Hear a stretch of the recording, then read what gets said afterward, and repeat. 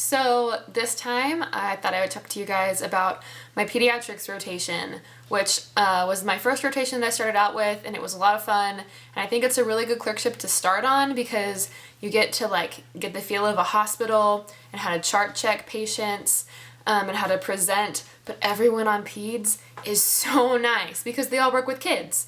So I highly recommend for you to start on pediatrics. It's one of the big 6 at my school of the clerkships that we have to do. So we try to get one of those out of the way first, and I think that pediatrics was a great one to start on. So what we do at my school is 3 weeks of pediatric inpatient wards. So you get 2 weeks of general pediatrics, and then you can do 2 weeks of either hematology oncology, which is what I did, or you can go on to one of the specialty teams like nephrology, pulmonology, gastro, that kind of stuff. And then you get to do 1 week on the mother-baby unit, which means you go to see high-risk deliveries and do resuscitation on the patients that are born, and you do baby the checkups, the newborn exam a lot. And that was really fun also. And then I did 1 week in adolescent outpatient and 1 week on endocrine outpatient. So you kind of get to choose what specialties you want to do. A lot of people would do cardiac outpatient or pulmonary outpatient. And there's just a lot of different options that we could choose from. But that's what I chose to do. Let's see. Some things that I saw a lot of on the wards. We did a lot of full sepsis workups. So anytime a baby has a fever, you basically just admit to the hospital to rule out bacterial meningitis. Because that's a really serious infection. So full sepsis workups all over the place. Most of them don't turn out to be anything other than maybe something viral, but you still have to rule things out. So we saw a lot of that, a lot of RSV, respiratory tract infections, a lot of cystic fibrosis exacerbations that came in for 2 weeks of antibiotics. And those kids are pretty low maintenance. They just kind of have to chill and get antibiotics for 2 weeks. It's not fun for them. We saw some MRSA. We had some kids that came in with hyperbilirubinemia, bronchiolitis, asthma exacerbations, weird rashes. And in summertime in Oklahoma, you're going to get snake bites and spider bites. Weird stuff like that comes in. So you get a really wide breadth of things that you're exposed to. But the great thing was that we actually had a pretty low patient census because it was summer, and kids are less sick in the summer because they're not around all the other kids that get them sick. So I didn't see as much of the really bread and butter of peds as I would have seen if I had done a fall or a winter rotation. So that's just something to keep in mind as far as when your clerkship starts and ends. You're going to see more if kids are in school getting each other sick. It's just the way that it is. The things that I typically carried around in my white coat, I always had snacks because I rarely had time to eat breakfast because I had to be at the hospital at 6 a.m. every morning, and I'm not a morning person. Waking up at 5 in the morning sucks. So snacks, I always had chapstick. That Maxwell's Pocket Guide, it's little and small. It's an incredible resource. It really helped me out for my first few days when I didn't know that the little weird the chart that you write chemistry labs on, a little cross thing, I don't know. It has that in it, so I didn't know what I was doing until I saw that. I had tongue depressors, I had my stethoscope, I had alcohol pads to clean my stethoscope between sick patients, gloves, lots of pens, and a notepad to scribble things down on. So those are the basics of what I kept in my white coat during my pediatric rotation. Let's see here. I thought that my hematology oncology rotation was going to be really sad, but it wasn't. 85% of those kids get better, and that's the great thing about working with kids is that they just bounce back. They're just little balls, and they get sick, and they go down, and then they bounce right back up, and then they're good to go. So that was actually really interesting. I got to see some sickle cell kids and how they're managed. So definitely, if you're going to do that rotation, know the difference between ALL, AML, CML, CLL, Hodgkin, non-Hodgkin lymphoma. That stuff is pretty high yield for that rotation. We saw a few bone cancers also, like a Ewing sarcoma while I was there. So just, brush up on those things, the common chromosome anomalies, that kind of stuff.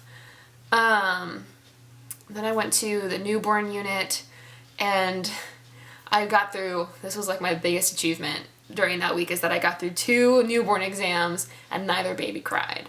And that was a win for me. So things that you need to know. Developmental milestones, and these will haunt you forever. Just memorize them. I should have memorized them for STEP, and I kind of did, and I kind of didn't. You definitely need to know them for pediatrics. Just know your developmental milestones. Pick just a few things to know at like 3 months, 6 months, 9 months, 12 months, 15 months, 18 months, 2 years, 3 years, 4 years, 5 years. Those are your big, it sucks. There's a ton of stuff there, but just do it. Just do it. Also, vaccination schedules. I know that there's an app for that and that you can pull it up and look at it anytime you want, except for during your test. So be familiar with vaccinations, and you'll actually have to know those developmental milestones and vaccination schedules for family medicine also. Because in family medicine, you see all ages of patients. So those are both on those exams. Just really high yield for shelves, guys. Let's see here. For the mother-baby unit, labor and delivery, whatever, the little babies.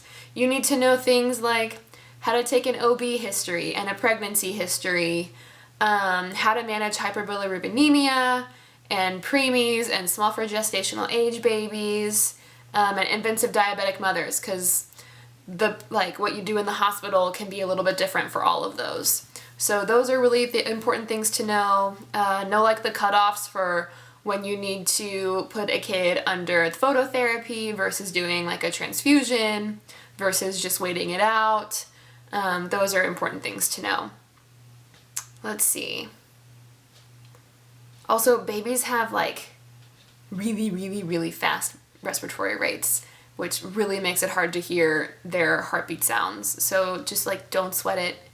If you think you hear a murmur, by all means, tell your attending, and then they will be more than happy to double check.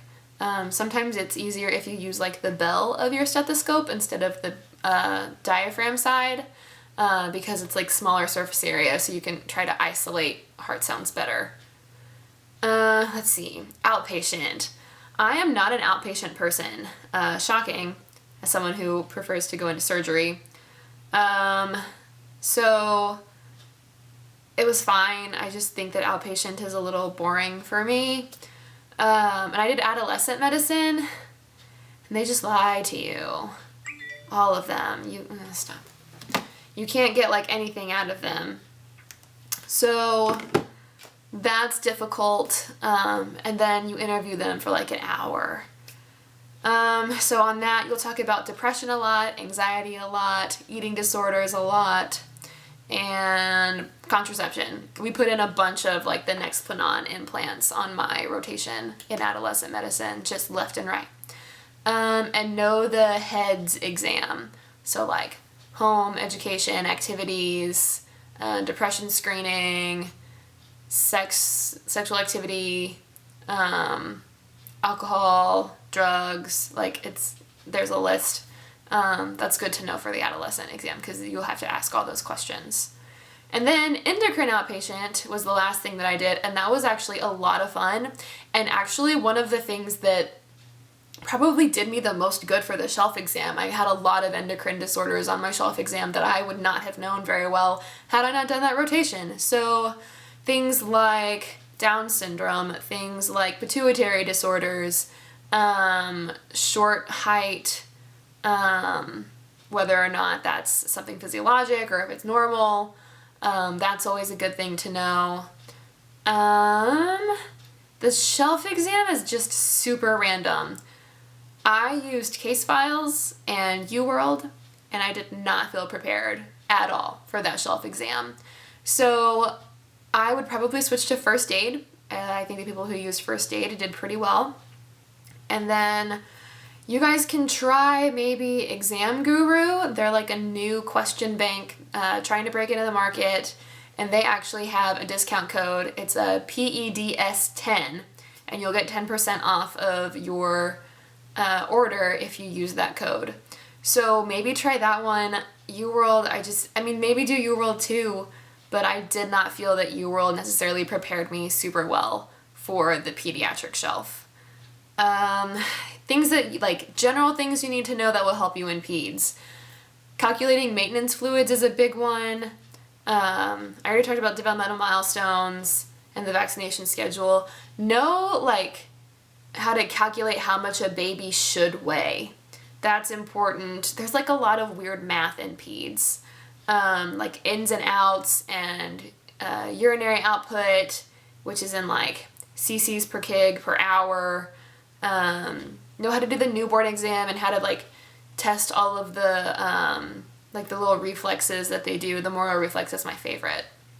And then how to manage dehydration, because you'll have a lot of kids that come in with nausea and vomiting, some kind of, like, gastrointestinal virus, and you have to give them fluids, but depending on their age, you give, like, different fluids versus, like, a bolus or, like, drawing it out for a while.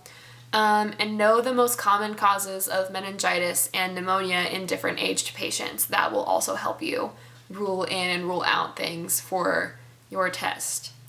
So those are the big things for pediatrics. Really just have fun. Kids are fun to work with because they do get better so quickly. You get to see a lot of really fast improvement over a few short days with them. And they'll warm up to you and they'll play with you and they'll be happy to see you. And then just reassure the parents as much as you can.